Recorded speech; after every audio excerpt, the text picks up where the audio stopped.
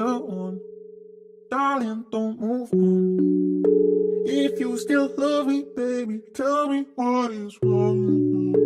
But if you hate me, baby, I don't wanna hold you. Leave me now. Leave me now.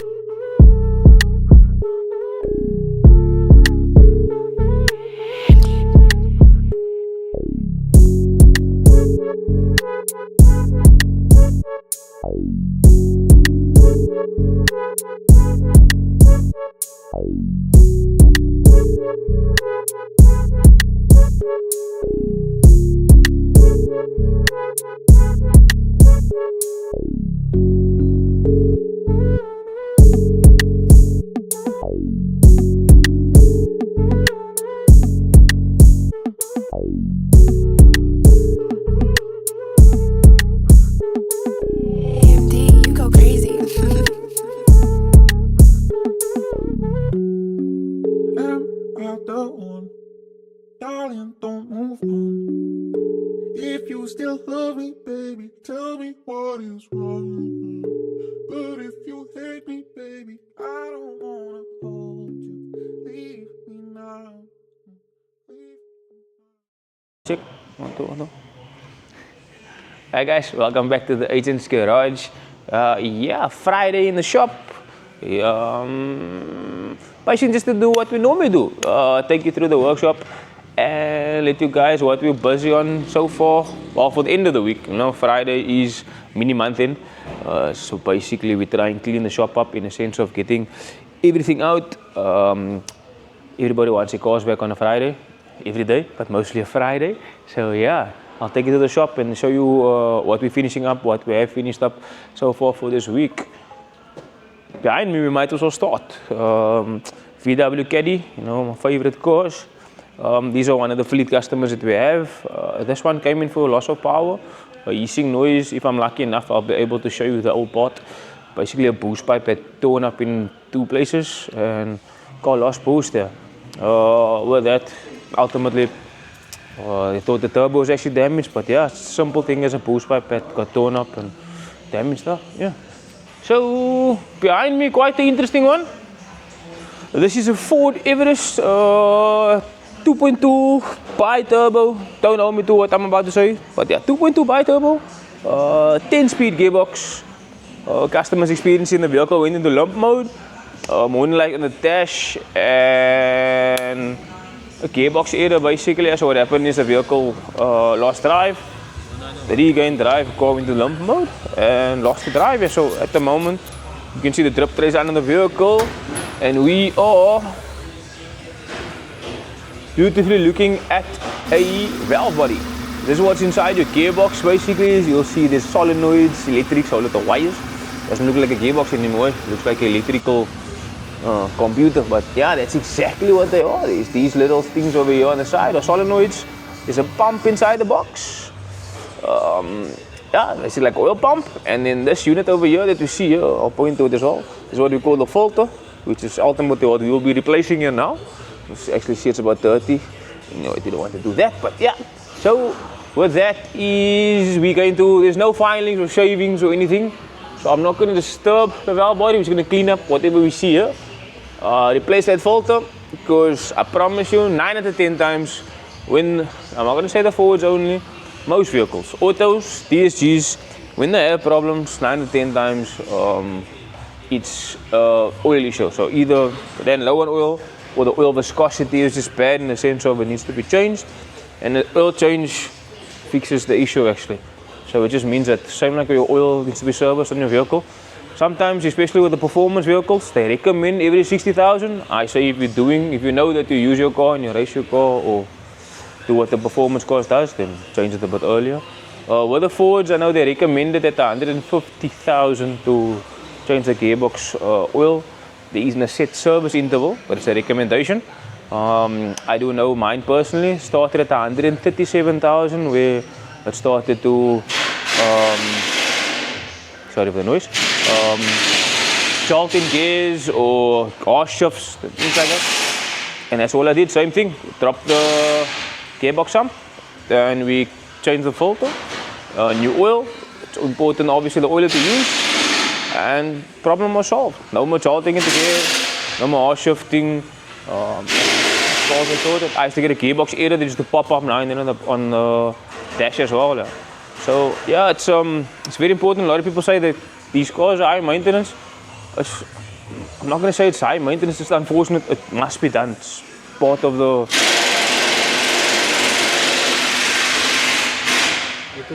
service intervals. So yeah, just to say, yeah, that's exactly what these cars require. Unfortunately, it's a thing. I'm not going to say it's a Ford thing. People might hate me by saying that. And I'm not going to always seem like we're attacking the Ford brand. Again, I love the Ford brand. Drive one myself. And I know I have some backup with other Ford guys. Fords are good. I'm still waiting for all these guys that they always say that anything about Ford, fix and repair, daily, first and rubbish dump. Whatever you want to say about the Ford is, come and go 4x4. I invite anybody, let's go, because I love it. So out there, I know my Bakkie I put through spaces, so I love to put it off-road. That's what I bought it for, is to have fun, a little toy. Even though it's a get-around car, takes my kids to school every day. But that is what I want to do with it. So yeah, again, coming back to this car, that's what we're going to do over here, is change the filter. And then hopefully, like I say, it solves the problem. Before we get to replace valve bodies or replace solenoids or anything like that, a simple gearbox oil change. Once it's done, we, if necessary, we'll really adapt the box. But other than that, should be just a gearbox oil change and a filter. Coming to that vehicle I was speaking to you about, this is the boost pipe. Sorry for the mess over there. This is the boost pipe. And here you can see, like I said, tore it apart in two places. And that's how big that boost pipe is. So that boost pipe goes loss of power, engine light on, and vehicle will go nowhere. Like I say, always the worst thought is everybody with the once a year noise, think, oh, my turbo shot, whatever the case may be. Luckily, it's just a simple thing as a boost pipe fixture. Okay, so here we have Opel Corsa, Corsa OPC, Nürburgring edition. Yeah, back in the day, these are one of the fastest cars, or front wheel drives, fastest ones around the Nürburgring. Very well known limited edition Opel. They always say don't soft to it because it gets hurt. But anyway, we two-wheelers never. So anyway, this one is not soft, it's stock. It's a beautiful car.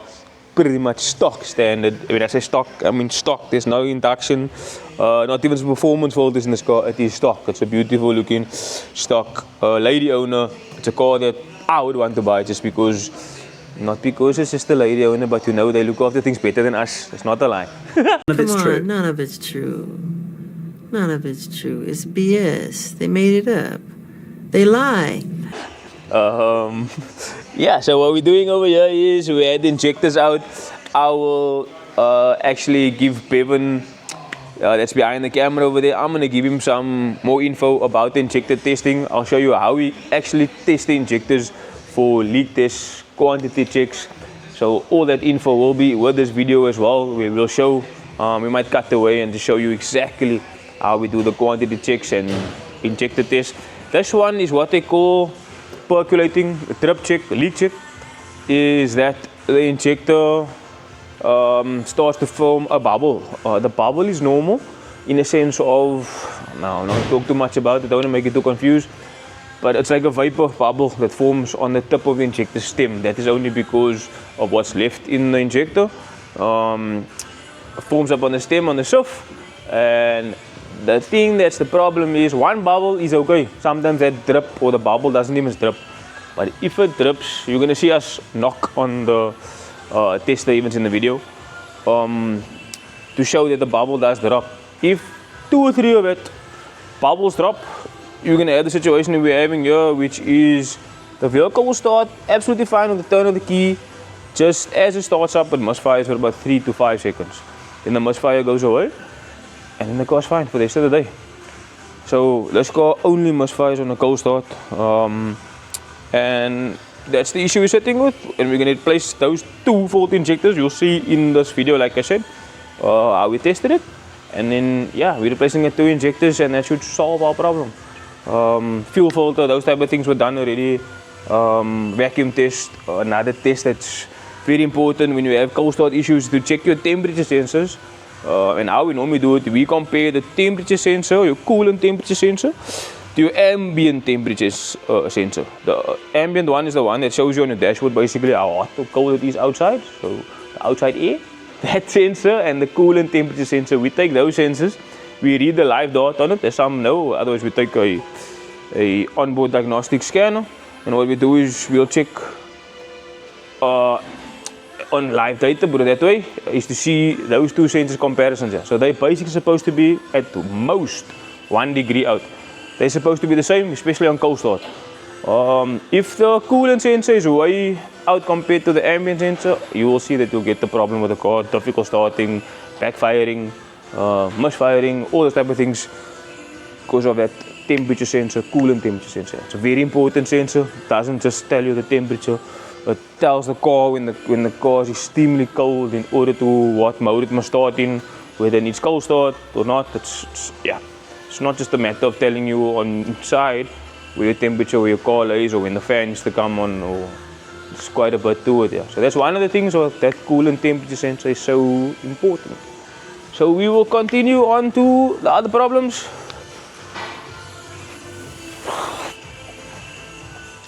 At the moment, this one is one that's got me a bit, which I finally found the issue in a sense of it's difficult starting. It's a diesel, it says D4D on it, it's the Toyota Corolla. It is a 1.4 turbo diesel. So yes, D4D, but not your same like you would get in your Fortuners or your Hilux Bakkies. This is a 1ND engine. It'll show you quickly, you'll see it's very much different compared to how your Hilux Bakkies and your other Toyota engines are. You'll see EGR, a lot of big setups, and the injectors, it's a bit more complicated. I always say the smaller they make the engine, the more complicated it becomes. More sensors, more stuff, and everything that goes on. Even the wires are looking at it, doesn't it just think that you're starting to be a, I don't know, electrician, motor electrician. There's always so many wires and vacuum pipes, my ever in. But anyway, all of those stuff are important. Car needs it, apparently. So in this case, what we're having is on cylinder 4, we have a misfire. Yeah, at first I thought it was just a simple thing like injection. Just 10-to-1 diesel cars is an injector problem. In this case, I'm actually about to do a leak down test in this car, or cylinder leak down test, to check where's my problem, top or bottom. But the compression unfortunately is low on cylinder 4. Yeah. So diesel, as we know, is quite high compression. I would say 15 to 20 bar. This car is quite strong, 16.5, 16 bar across the board till we get to cylinder 4. Is where we drop compression all the way down to 8 bar. Yeah. So with that, I still feel it shouldn't be on the bottom, probably something on top in the head. But we're gonna still continue, like we normally like to give conclusive diagnosis. So we're going to do a leak down test now and then check from there what's going on there. Yeah, next one, Nissan NP200.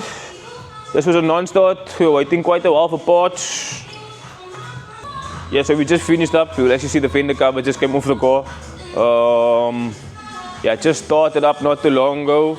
We actually did a starter replacement as well. That is a rebuild. So bottom and top end will come in non-start. It's actually one of the worst cylinder heads that I've ever seen in a long time. What had happened was all the valve seats were damaged. So normally sometimes you can just cut your seats, or the engineers will clean the seats. This sense we had to replace all 4 seats on this, the valve seats, basically your valve seats on the cylinder head. So quite the job. So yeah, the car just wouldn't start anymore, so it lost compression. But anyways, like I said, it's things you learn all the time. I enjoy learning all the time. Let's go left before we go right. We go left. Are you all right? Yeah. No, you are all left. The mist. Insane Friday. See some parts around. Where is the parts? Hiding. No, it's empty boxes. Empty box. We are playing hide and seek, found it. So over here we did a clutch on a 4x2.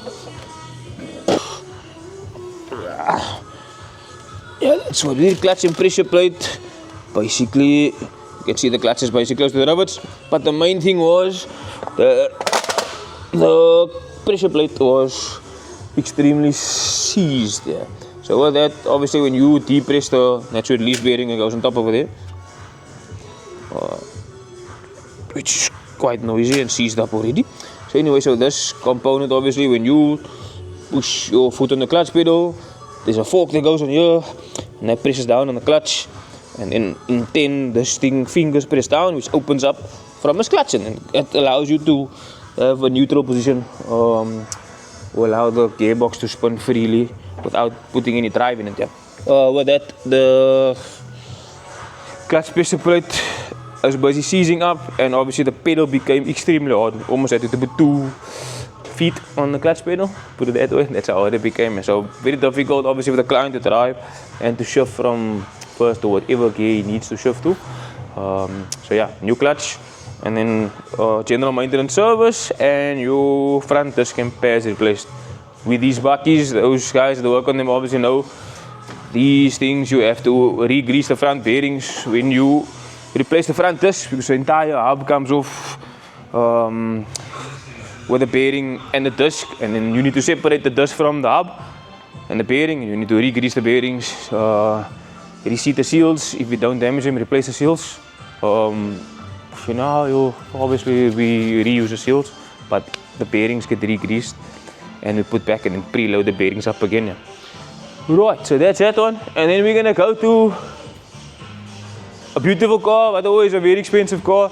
That's why I'll say it's a bit hectic to maintain, but it's life. Nice Range Rover. Just put this a bit softer. And this one you'll see, with my torch, I'll put some light on the subject for you guys. It's a bit stripped up now. So that's the main issue actually. Out the CV, boot broke, took damage against the arms. We managed to basically rework, clean up the arms and put the arms back. Everything good on the arms, but major damage on the CV joint there. So you'll see the CV joint actually started to knock up against things, and we can still retest the bearing once we were done, but quite an expensive part. There's the braking board over there. No grease left in the CV. Made a funny noise. Really, it was a bit difficult to pinpoint the noise. If it wasn't for the CV grease, it wouldn't have showed us the direction of where the problem came from, because it was weird. You would think that the left side was falling out of the vehicle. Yeah. So still quite a mess just to clean up. And you'll see over there on the table, in that box is actually the new part.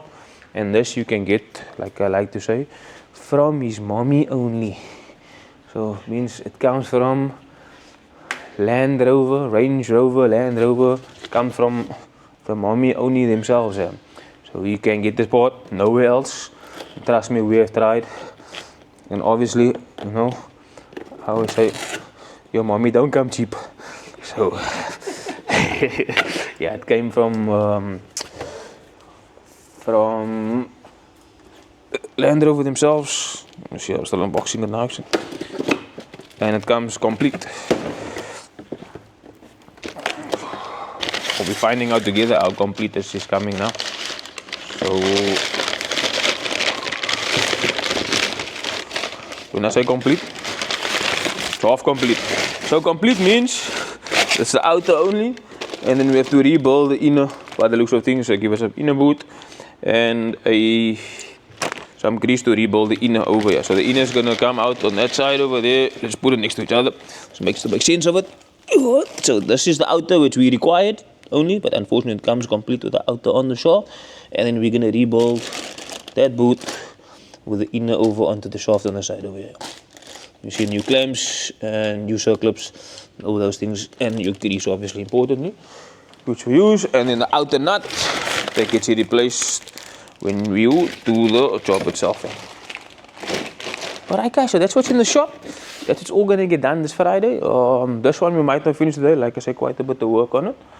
So we'll get to that once. But other than that, that's all. I think I got all of them for you.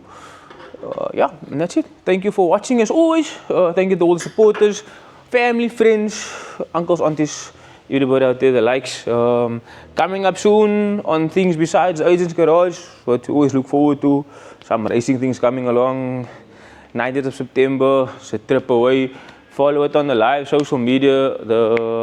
It's like Dakar vehicles, like I say. And then 4th of October, last event for the season. Very excited for it. Championship is quite tight. Obviously, I'm not too much worried about championship. I'm just worried about finishing for the season. And wish me luck for second game. Like that you want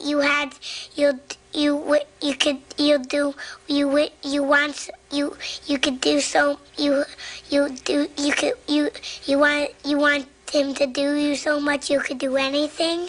It's been missing this entire season. So wish me luck. Yeah, guys, thank you again. It's insane. We are again in August. The year has been flying by. Thanks again to all our followers, our viewers, friends, everybody that's out there that's just giving us support. Most importantly, our customers, clients. It's all out there. We appreciate you all, and we'll chat again soon. Do you have an event tomorrow? I'll put it out there for you. Come on. Oh, come on. Anyway, it's just everybody, T3 lovers, one of the guys from Govagen. One of our good guys that we always need. Always say, show the love to everybody.